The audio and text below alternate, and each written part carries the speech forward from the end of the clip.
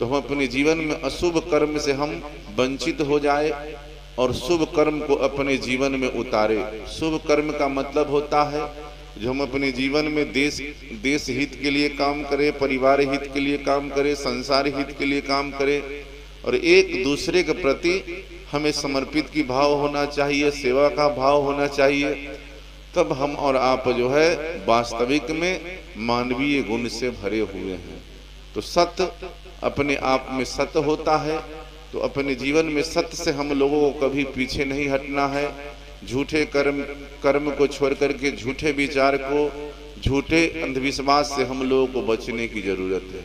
सदगुरु कबीर साहब, हम मानव प्राणी के लिए सतनाम हम लोग बोलते हैं। तो जिस व्यक्ति के जीवन में सत्य का बोध हो गया, जिस व्यक्ति के जीवन में सार शब्द का एहसास हो गया, जो जितने भी है संसार के अंदर जो भी हम छल प्रपंच, ईर्ष्या, द्वेष, कलह, कलेश, धन संपत्ति, रुपया पैसा जो बेईमानी से कमाए हैं, यह सब सार वस्तु हो गया।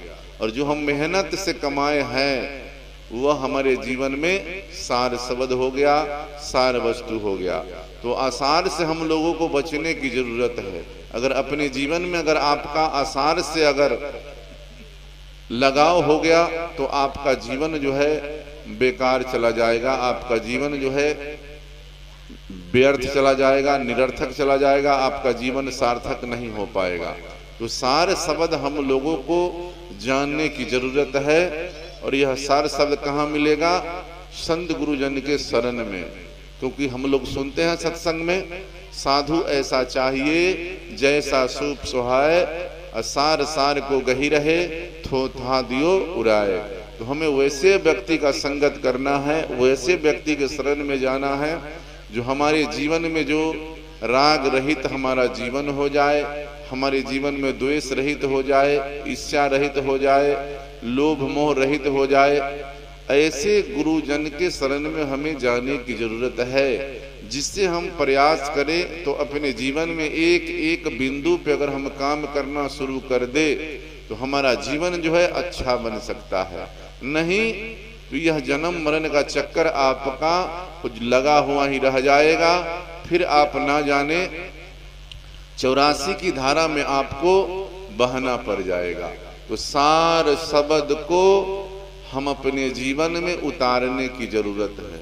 तो सार शब्द कहाँ मिलेगा? सार शब्द कभी भी मिलेगा तो अपने माता पिता के द्वारा जो हमें शिक्षा दिया गया है। और माता पिता पहला जो गुरु होते हैं माता पिता होते हैं। चलने के लिए माता पिता ही सिखलाते हैं। समाज में अच्छे गुणों का बखान माता पिता के द्वारा ही दिया जाता है। तो सबसे हमारा प्रथम गुरु जो है माता पिता है। और माता पिता के बताए हुए रास्ते पर अगर हम चलेंगे तो एक दिन हम अपने जीवन में अच्छा बन सकते हैं, जिससे माता पिता का नाम रोशन हो सकता है, आपके समाज का नाम रोशन हो सकता है। तो वैसा कार्य करने की हम लोगों को जरूरत है। अगर उस कार्य को हमने नहीं किया तो यह जीवन किसी काम का नहीं है। हम लोगों को सत्संग में संत गुरुजन के द्वारा उपदेश दिया जाता है, जो बड़े भाग मानुष तन पावा, असुर दुर्लभ सदग्रंथि पावा। यह मनुष्य जीवन आपका जो है बड़े सौभाग्य से यह मनुष्य का जीवन मिला है। किस लिए मिला है? भक्ति को करने के लिए। जितना हम अपने जीवन में ज्ञान को अगर हम अर्जन करेंगे तो भक्ति जो है अपने आप को आगे बढ़ा सकता है। और भक्ति करने के लिए हम लोगों को सत्संग की जरूरत है, दया की जरूरत है, क्षमा की जरूरत है, शील की जरूरत है, संतोष की जरूरत है। अगर यह हम लोगों के जीवन में नहीं हुआ तो यह जीवन किसी काम का नहीं होने वाला है।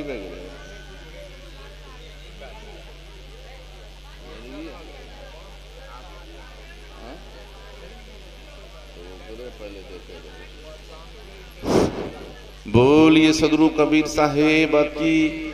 तो हम मानव प्राणी को नाना प्रकार के बिंदु पे विचार करने की जरूरत है। और विचार करके निरख परख के हमें चलने की जरूरत है। जो व्यक्ति अपने जीवन में निरख परख के नहीं चलेगा उसका जीवन जो है अंधकारमय हो जाएगा, कांटेमय हो जाएगा, बाद में आपको कुछ प्राप्ति होने वाला नहीं है।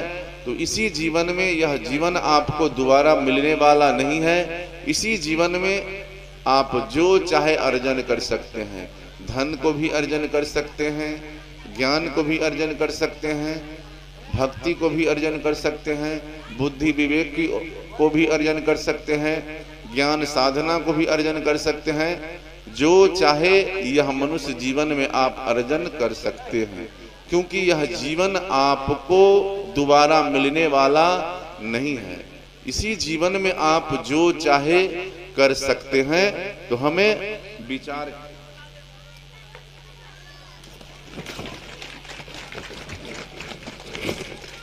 बोलिए सदगुरु कबीर साहेब की। तो हमें विचार करने की जरूरत है। जो व्यक्ति अपने जीवन में विचार को नहीं करता है, समझ लीजिए उसका कोई जीवन नहीं होता है, उसका कोई महत्व नहीं होता है, वह मनुष्य का जीवन जो है किसी लायक नहीं रहता है। तो हमें विचार करने की जरूरत है। सदगुरु कबीर साहब हम मानव प्राणी को इशारा करते हैं, जो करहूं विचार याते सब दुख जाई।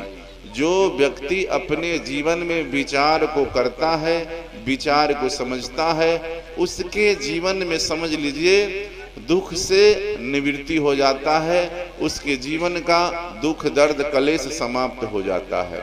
और जो व्यक्ति अपने जीवन में विचार को नहीं करता है, समझ लीजिए उसका जीवन जो है पीछे चल के उसे पछताने के अलावा कुछ मिलने वाला नहीं है।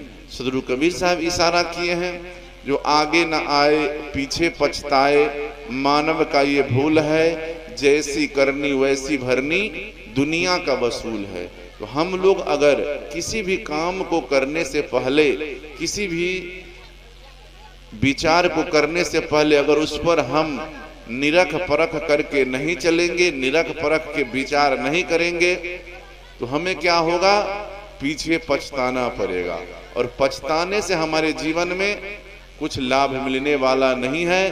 तो समय को देखते हुए, समय को रहते हुए हमें चिंतन मंथन विचार करने की जरूरत है। जो व्यक्ति अपने जीवन में विचार करता है, उसके जीवन में पीछे पछताने की जरूरत नहीं है। तो हम लोग भी यह अपने जीवन में संकल्प ले, अपने जीवन में विचार करें, जो बिना विचारे हम अपने जीवन में कोई कार्य को नहीं करेंगे। हमें अगर ज्ञान हो तो हमसे जो पढ़ा लिखा व्यक्ति हो, हमसे जो ज्ञानी व्यक्ति हो, उससे हम अपने संगत में जा करके और ज्ञान को हम अर्जन करेंगे, तब हम किसी कार्य को करेंगे। नहीं तो आपको यह मनुष्य का जीवन जो है बेकार चला जाएगा और इस जीवन में कोई सुखी नहीं है। आप इतिहास उलट करके देखिए, जो जहां है कोई सुखी नहीं है। तनधर सुखिया कोई न देखा, जो देखा सो दुखिया। किसी के पास धन है तो धन को वह खर्च करने में परेशान है, किसी के पास धन नहीं है तो धन को अर्जन करने में समाप्त है, किसी के पास धन है तो उसको भोगने वाला नहीं है, किसी के पास धन नहीं है तो भोगने वाले की कमी नहीं है। इस संसार में कोई सुखी नहीं है। सुखी अगर कोई है तो आप अपने अंदर आत्मा से सुखी हो सकते हैं, क्योंकि हम लोगों को शब्द के द्वारा इशारा किया जाता है, जो अरब खरब और दरब है, उदय अस्त की बात, भक्ति महत्व न तुले, ई सब कोने काज। अगर आपके पास अरब खरब दरब रुपया पैसा है, लेकिन आपके पास अगर सत्संग भजन नहीं है, आपके पास सेवा का भाव नहीं है, आपके पास करुणा का भाव नहीं है, आपके पास दया का भाव नहीं है, आपके पास भक्ति भाव नहीं है, तो जितने भी संपत्ति आपके पास है, भक्ति के बिना सब बेकार है। सारा आपका राजपाट जो है किसी काम का नहीं है। राजा और राजपाट सब यहीं रह जाएगा। हम और आप जो है यह संसार छोड़ करके चले जाएंगे।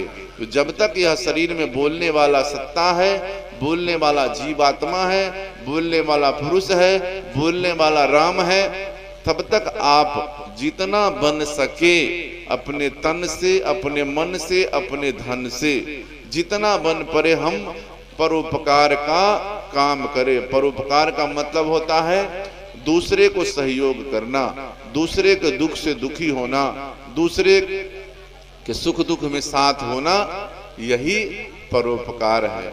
यह संसार के अंदर अगर आप कहीं कुछ खोज रहे हैं परमात्मा, तो परमात्मा कहीं बाहर में नहीं है। आज परमात्मा, लोग संसार में भटक रहे हैं, संसार में परमात्मा को खोज रहे हैं, लेकिन परमात्मा कहीं नहीं है। परमात्मा आपके अंदर आत्मा में है। ये परमात्मा कैसे आपको दर्शन हो पाएंगे? परमात्मा तभी आपको दर्शन हो पाएंगे जब आप बाहर की दुनिया में, बाहर की चीजों में, पत्थर पानी पहाड़ में देखना बंद कर दे। आप अपने अंदर आत्मा में झांक करके देखेंगे तो आपके अंदर आपका गुरु का स्वरूप मिलेगा, गुरु का ज्ञान मिलेगा, गुरु का विचार मिलेगा।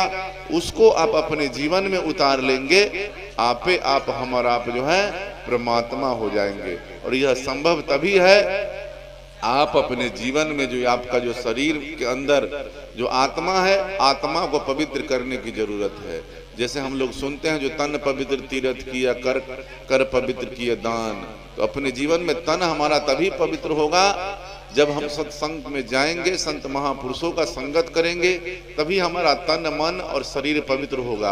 अगर हम सत्संग भजन में नहीं जाएंगे, विचारों को नहीं सुनेंगे, ज्ञान को नहीं सुनेंगे, तो संसार यह तीर्थ व्रत गंगा स्नान करने में आपका तन मन पवित्र, धन पवित्र नहीं होगा। ये पवित्र तभी होगा जब आपके अंदर ज्ञान उत्पत्ति हो जाएगा, आपके अंदर ज्ञान का भंडार हो जाएगा, तभी आपका जो है तन मन और धन पवित्र होगा। तो ज्ञान, ये तीर्थ व्रत यज्ञ हवन कर्म कांड अंधविश्वास पाखंडवाद में आपको ज्ञान नहीं मिलेगा। ज्ञान आपको तभी मिलेगा जब हम अपने बच्चे को, जिस प्रकार हम लोग विद्यालय भेजते हैं, विद्यालय में उन गुरु के द्वारा हमें शिक्षा दिया जाता है, तभी हमारा बच्चा जो है पढ़ लिख करके आगे कोई कार्य करता है, कोई पद पे जाता है, उस ज्ञान की उत्पत्ति होती है। उसी प्रकार हम मानव प्राणी के लिए सदगुरु कबीर साहब का जो शब्द है वही हमारे लिए ज्ञान है। और जहाँ जहाँ सत्संग होता है वहाँ सदगुरु कबीर साहब का कॉलेज समझिए, विद्यालय समझिए, पाठशाला समझिए, यूनिवर्सिटी समझिए, विश्वविद्यालय समझिए, हम लोगों के लिए, हम जनमानस के लिए सत्संग ही पाठशाला है। इसमें अगर हम ज्ञान को अर्जन करेंगे, अगर एक शब्द अपने जीवन में उतार ले तो हमारा जीवन जो है धन धन हो जाएगा। अगर हम शब्द को अगर अपने जीवन में नहीं उतारे तो शब्द को सुनने से हमें लाभ मिलने वाला नहीं है, और शब्द से ही हमें कल्याण का मार्ग मिल सकता है, ना कि हम यह सुनते हैं संत महापुरुषों के द्वारा। सदगुरु कबीर साहब का विचार है, जो पाहन पूजे हरि मिले तो मैं पूजू पहाड़, इससे चक्की भला जो पीस खाए संसार। इस संसार के अगर पत्थर पूजने से अगर परमात्मा मिल जाए, पत्थर पूजने से अगर ज्ञान मिल जाए, पत्थर पूजने से अगर सुखी हो जाए, तो संसार में कोई दुखी नहीं हो सकता है, सब सुखी हो जाएगा। तो पत्थर पूजने से आपको ज्ञान की प्राप्ति नहीं होगी, अंधविश्वास को जानने से आपको ज्ञान की प्राप्ति नहीं होगी। हमें वैसे व्यक्ति के शरण में जाना है, वैसे सदगुरु के शरण में जाना है, वैसे महापुरुष के शरण में जाना है, जिसे हमें ज्ञान का बोध हो जाए। अगर पत्थर से ज्ञान होता तो गुरु की जरूरत नहीं होती। आज जो लोग गुरु के द्वारा, सदगुरु के द्वारा ज्ञान जो अर्जन करते हैं, उनको बुला करके सत्संग करते हैं, करवाते हैं, उसकी जरूरत नहीं होती। तो ज्ञान ही हमारा गुरु है। जितना हमारे जीवन में ज्ञान हो जाए वही हमारा गुरु है। तो ज्ञान तभी अर्जन हो सकता है जब हम अपने आप को संत महापुरुषों के शरण में जाएंगे और उनके विचार को अपने जीवन में उतारेंगे। और यह जीवन हमारा और आपका जो है रहने वाला नहीं है। यह जीवन जो है क्षण क्षण बीत रहा है, पल पल बीत रहा है। ये आपका सांस कब टूट जाए, यह सांस आपका कब निकल जाए, यह कहना मुश्किल है। यह हम लोग सुनते हैं, जो जीवन जोवन राज मदा अभी चल रहा न कोई, जो दिन जाए सत्संग में जीवन का फल होए। जो समय, जो घड़ी, जो पल आप पूरे उम्र बिता लिए, लेकिन आप अपने जीवन में जितना समय सत्संग भजन में दिए, पुण्य का काम में दिए, परमार्थ का काम में दिए, सेवा का कार्य में दिए, वही आपके जीवन का फल है। नहीं तो आपका सारा जीवन जो है व्यर्थ चला गया। तो आपको विचार करना है।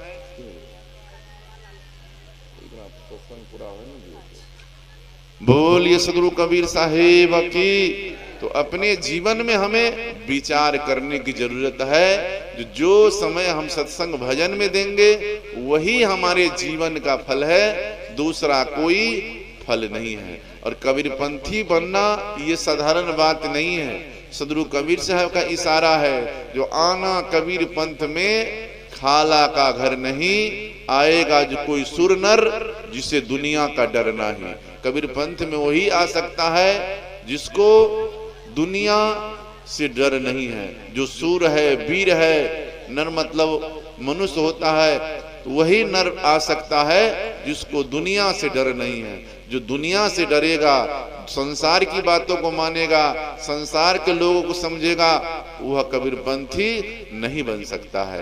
क्योंकि सदगुरु कबीर साहब हम लोगों को शब्द के द्वारा, क्योंकि हम लोग सुनते हैं जो सुरती के डोरी, तो हम लोगों को सुरता देते हैं, जो सुरता के द्वारा अपने जीवन में तुम उद्धार करो, ज्ञान को तुम सुमरन करो, बुद्धि विवेक को सुमरन करो, ध्यान को सुमरन करो, उससे तुम्हारा कल्याण हो सकता है। ना कि बाहरी बातों से, बाहरी विचारों से तुम्हारा कल्याण कभी होने वाला नहीं है। तुम्हारा प्रथम गुरु माता पिता है, जिसने तुमको जन्म दिया, पोष पाल के बड़ा किया। आप लोग भजन में सुनते हैं, जो इस संसार के अंदर माँ बाप से बढ़ के कोई नहीं है, दूसरा कोई खजाना नहीं है, दूसरा कोई संपत्ति नहीं है, दूसरा कोई धन नहीं है, दूसरा कोई परमात्मा नहीं है, दूसरा कोई भगवान नहीं है। माता पिता संसार में सर्वोपरि है। तो हमें बाहर भटकने की क्या जरूरत है?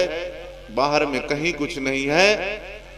ना सदगुरु कबीर साहब हम लोगों को बताते हैं, ना मैं जप में, ना मैं तप में, ना मैं कावा कैलाश में, ना मैं तीरथ, ना मैं भरत, ना मैं नवाज में, खोजी हुई तो मिल जाए परवल की तलाश में। तो हम अपने आप को, मन को पवित्र करके अगर अपने सुमरन ध्यान से, अगर साधना से अगर देखेंगे, तो आपको सारा संसार जो है सदगुरु नजर आएंगे, सारा संसार आपको गुरु नजर आएंगे। अगर मन आपका पवित्र नहीं है तो गुरु भी आपके सामने आ जाएंगे, तो आप उनको मनुष्य ही समझिएगा। तो सबसे पहले मन को हम लोगों को सफाई करने की जरूरत है।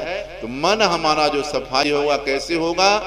यह हमारा शरीर जो बाहरी सफाई साबुन पानी से हो सकता है, लेकिन आपका अंदर आत्मा जो है यह सफाई होगा शब्द के द्वारा। जो गुरुजन के द्वारा हमें शब्द दिया जाता है, वह शब्द को अगर आत्मा से अगर प्रेरित कर ले, आत्मा से जोड़ ले, तो समझ लीजिए आपका मन और आत्मा दोनों सफाई हो जाएगा। यह आपको अपने मन में निर्णय करना है, जो मन की सफाई कैसे करना है। क्योंकि सत्संग में हम लोगों को उपदेश दिया जाता है संत गुरुजन के द्वारा, जो कबीर मन निर्मल भया, जैसे गंगा नीर, पीछे पीछे हरि भजत कहत कबीर कबीर।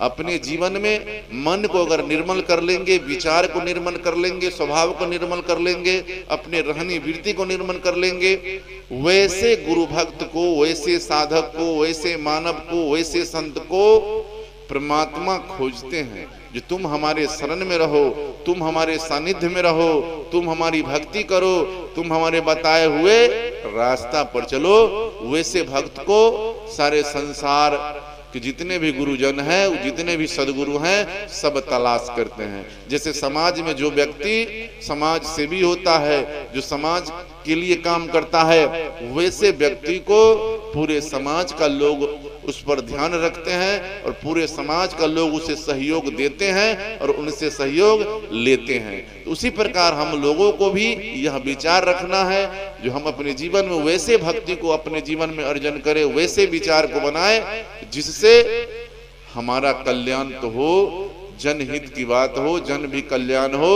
और अपने जीवन में सत्संग को पाना चाहते हैं, सत्संग को करना चाहते हैं, तो सत्संग का अगर एक शब्द हम अपने जीवन में उतार ले, हम लोगों को राग द्वेष ईर्ष्या प्रपंच नाना प्रकार के विषय पर संत गुरुजन इशारा करते हैं और हमें दिशा दशा सुधारने के लिए मार्ग बताते हैं।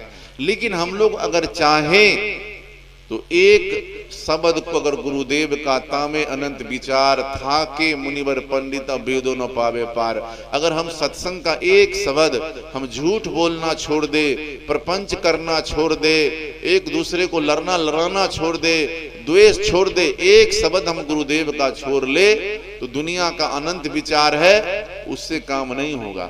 एक शब्द को अपने जीवन में उतार ले तो सारा वेद पुराण पंडित सब समाप्त हो जाएगा अगर एक शब्द को सुन ले तो। लेकिन हम लोग शब्द को सुनते हैं लेकिन शब्द पर हम लोग खरा नहीं उतरते हैं। हम लोगों के अंदर आत्मा में भय लगा हुआ है, हम लोग निर्भय नहीं है। हम लोग 56 करोड़ देवी देवता से लेकर के सोचते हैं सत्संग भंडारा भी कर ले तो इससे काम नहीं होगा। आज तक बताइए 56 करोड़ जो भी देवता है, 10 गो देवी देवता का नाम आप लोग बताइए जो कहाँ है, उनका एड्रेस कहाँ है, उनका घर कहाँ है, कोई नहीं बता पाएगा।